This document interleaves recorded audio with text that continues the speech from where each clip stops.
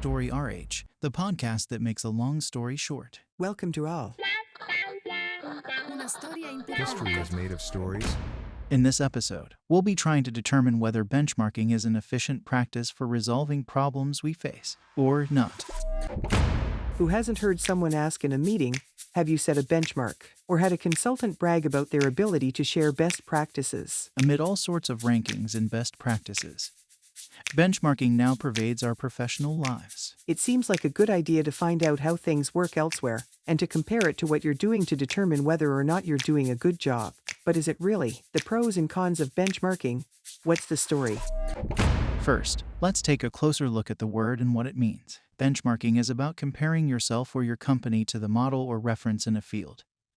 Whoever is thought to be the best. It all started at Xerox in the 80s. Former Xerox CEO David Kearns defines benchmarking as the continuous process of measuring products, services, and practices against the toughest competitors and those companies recognized as industry leaders. It's true that comparing your company to the best in a field or an industry standard, whether for a single process or the company as a whole, can be relevant, if only to get a feel for where you stand in terms of performance. Trying to understand what the leaders do and taking inspiration from them to improve is obviously a good idea. It's proof of open-mindedness and a desire to make progress, and that is the real goal of benchmarking. But benchmarking raises lots of questions. First, what do you compare? And to what or who? Because to make a comparison you need a norm, and norms are reductive by definition. Establishing a reference means enshrining the idea that there is a single model to follow. So, first you have to make sure you're comparing the same thing, not apples to oranges. And second, you have to wisely choose who to compare yourself to. Let's take salary benchmarks for example.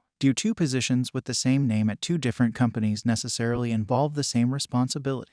Should you compare your company to its competitors, or to a global average for support functions? There's no easy answer, and it can be misleading, especially since it can lead to the idea that there are models to be imitated. Every situation is unique, of course. You can always find similarities for which benchmarking can be useful, but it's silly to think that you can simply pluck a solution from elsewhere and implement it as is to solve any problems you're facing. And that's precisely the risk of systematically relying on benchmarking and best practices. We all end up doing the same thing, and in certain areas it can be counterproductive, particularly when you're looking to differentiate your company from the pack. Right. It can lead to a tendency to apply the same solution to situations which are inherently different, which is not always a very effective approach. And there's another innate side effect. It promotes the idea that there's no need to think for yourself about the best way to resolve the problem you're facing, and leads people to naively believe that a turnkey one-size-fits-all solution will do the trick. The real solution never resides in the method or tool used.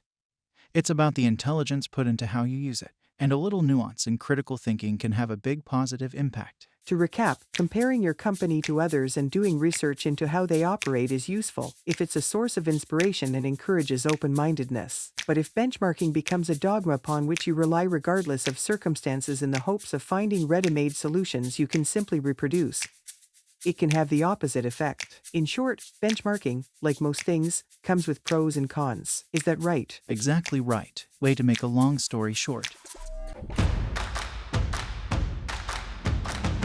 Story RH, the podcast that makes a long story short.